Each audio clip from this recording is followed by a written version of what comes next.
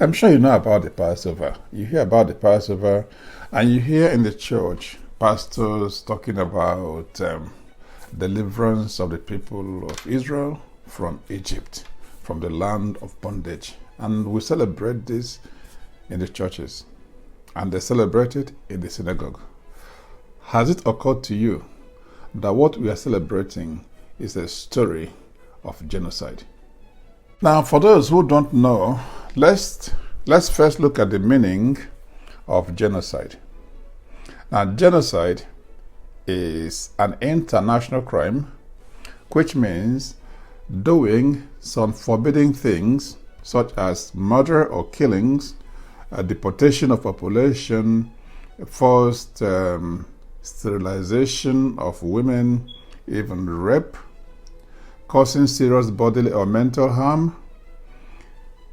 All this or any of this with the intent to destroy, wholly or partly, an ethnic, racial, national, or religious group. Is an abhorrent, abominable, despicable act condemned throughout the world, and is one of the main crimes in international law. Now, there are many instances of genocide or stories of genocide in the Bible. Now, I'm not telling these stories or bringing this out to insult anyone or to offend anyone. I am simply bringing up a story or stories and to explain, for the avoidance of doubt, their implication for those who don't understand.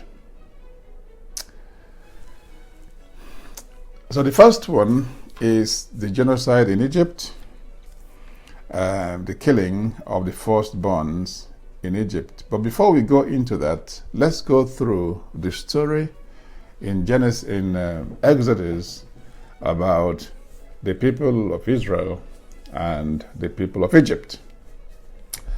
We know that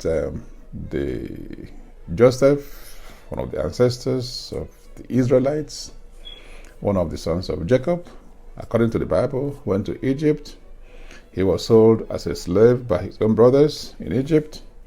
He went there, found favor eventually in the eyes of the authorities, in the eyes of Pharaoh, and then he became one of the top officials in Egypt, to the extent he even became the second in command to Pharaoh.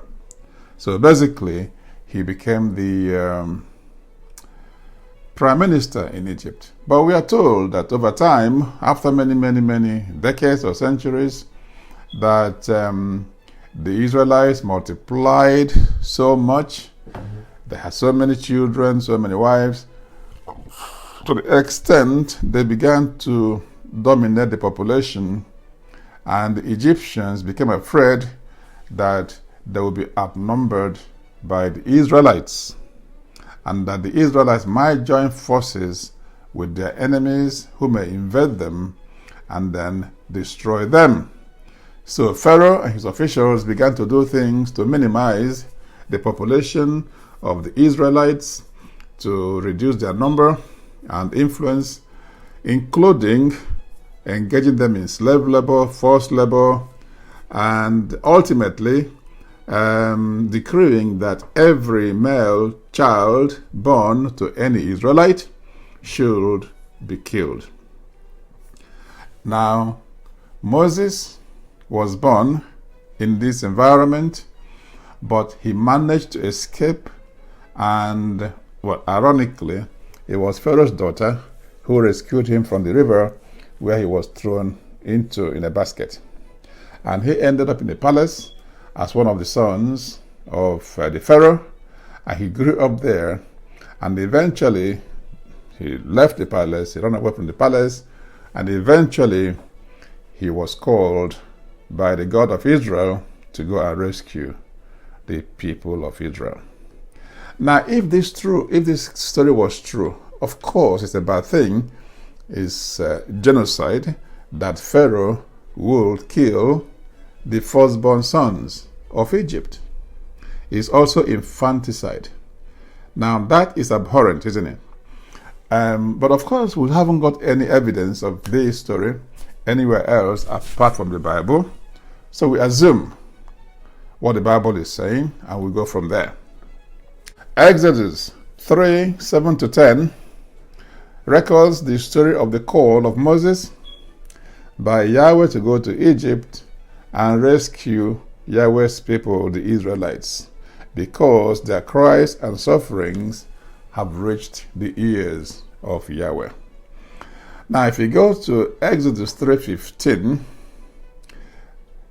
now the Bible makes it clear that this Yahweh sending the Moses and Aaron to Pharaoh was the God only of the Israelites. There's no question about it.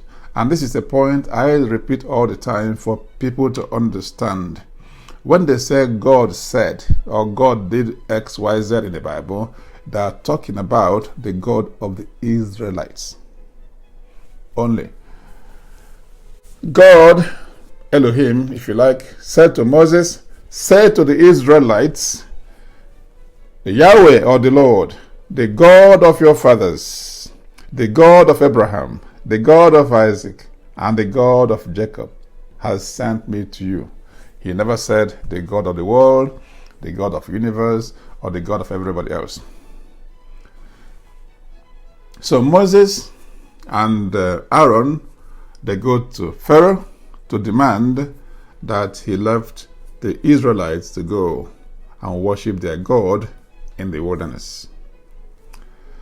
Now the Bible says in Exodus that Pharaoh refused and instead increased the burden or the suffering of the people of Israel. Now, Moses, Exodus 5:1-2 tells us that Moses went to Pharaoh and said, this is what Yahweh, the Elohim or God of Israel says, let my people go into the desert to celebrate a festival in my honor. And Pharaoh says, who the hell is this Yahweh? I don't know him. He doesn't know me. We don't know him. He doesn't know us. So why would I obey him? Now, because Pharaoh refused, Moses and Aaron unleashed 10 plagues on the Egyptians, including turning the river Nile into blood, plague of frogs, locusts, gnats, flies, death of livestock, boils, hailstorm, and darkness. Despite all this, 9 punishments or plagues, Pharaoh refused to let the Israelites go. Now it gets more interesting. Why did Pharaoh refuse? The Bible tells us that Pharaoh refused because Yahweh, the God of Israel, hardened his heart. That Yahweh made him to refuse. Why would he do a thing like that? Let's see. Exodus 7:2-5. Yahweh was talking to Moses. Tell your brother Aaron everything I command you, and he must tell Pharaoh to let the Israelites go or leave the country. But I will make Pharaoh stubborn. Even though I will do many miraculous signs and amazing things in Egypt, Pharaoh will not listen to you. Then I will use my power to punish severely Egypt, and I will bring my people out of Egypt in organized family groups. The Egyptians will know that I am Yahweh when I use my power against Egypt and bring the Israelites out of there. I am going to show them Pepe. I will make him stubborn. I will make them stubborn. I will make them refuse in order for me to punish them. So it was the design of Yahweh to make Pharaoh, that if the story is true as they tell it, not to listen, so that he will punish the Egyptians. And this continued even after the sixth plague, seventh plague, eighth plague, ninth plague. We are told Yahweh made Pharaoh stubborn. And then came the final plague. After Yahweh, according to the Bible, had set Pharaoh up, made him stubborn, to show him lesson, teach him lesson, show his power. He now said, the final one, I'm going to kill all the firstborn in Egypt, male animals, whoever. Exodus 12 to 13. On that same night, Yahweh says, I will go throughout Egypt and kill every firstborn male, both human and animal. And I will severely punish all the gods of Egypt, because I am Yahweh. So this is a battle of the gods, the gods of Egypt and the gods of Israel. And this is a story, of course, told by Israel about their God winning the battle, of course. But the blood on your houses will be a sign for your protection. When I see the blood, I will pass over you. Nothing will touch or destroy you when I strike Egypt. Now, Exodus 12, 29 to 30 tells us that at midnight, as promised, Yahweh went about slaughtering, killing all the firstborns in Egypt, all the firstborn males in Egypt, including the son of Pharaoh, and every other firstborn of animals, human beings, everything. There was plenty of bloodshed in Egypt at that time, that night, and there was crying and wailing and mourning and gnashing of teeth, because so many people had been slaughtered. These are the people who had nothing to do with official policy in Egypt. Ordinary men and women, innocent children, innocent male children, innocent animals were all slaughtered. And after the slaughter, Pharaoh's heart now, Yahweh is now pleased. I've killed so many of them now. I will now open his heart. I will now remove the stubbornness out of him, and I will make him to allow the Israelites to go. So after the slaughter, Pharaoh allowed Israelites to leave Egypt. And they had been in Egypt, according to the Bible, 430 years. And then they left. The story didn't end there, but we shall stop it at this point for the purpose of this video. So, what conclusions can we draw from this story? One is that if you're an African person and you're celebrating this story, oh, let's get out of Egypt, land of bondage, land of slavery and all that, and go to the promised land, you are stupid. Or at least you're naive. Because this is a story of the massacre, of the slaughter of your people, of Africans.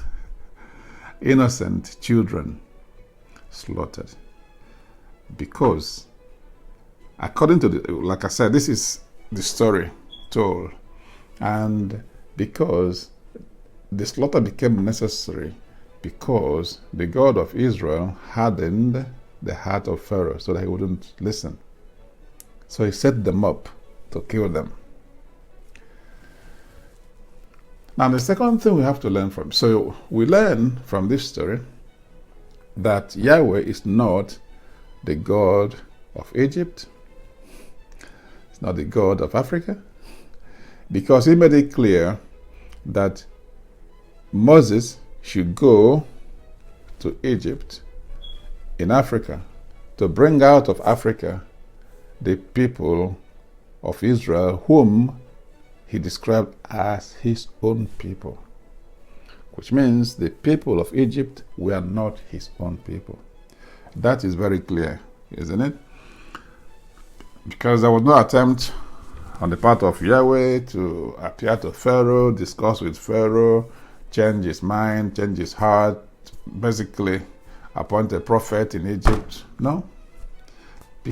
And he said, I'm going to deal with Pharaoh and the gods of Egypt.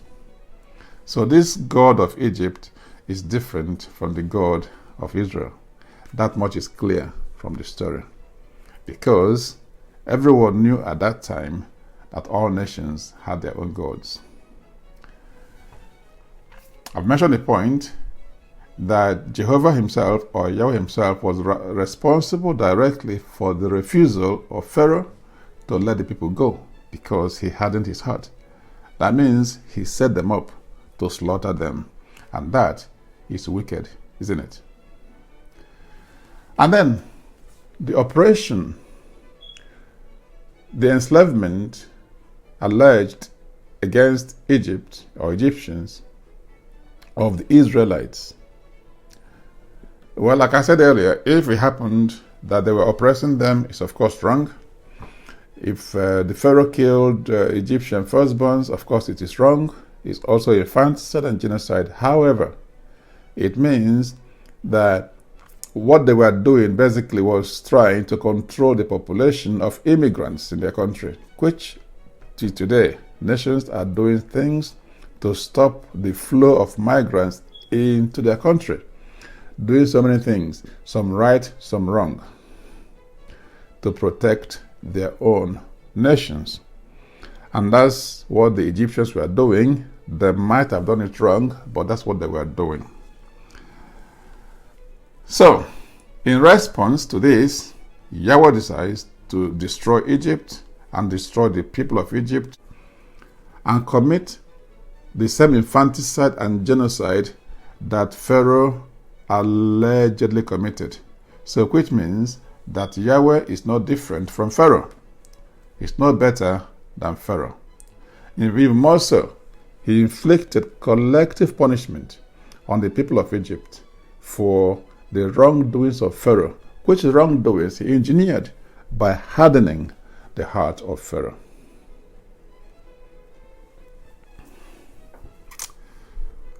So, the slaughter of Egyptian firstborns should not be celebrated.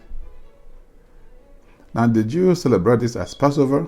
It's the holiest and most important festival, but it's a celebration, if you look at it, of genocide. But Africans have no business celebrating this because it's a genocide of African people.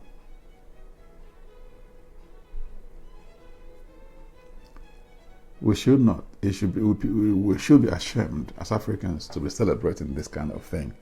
Whether the story is true or not is beside the point, because there's no historical evidence of this story.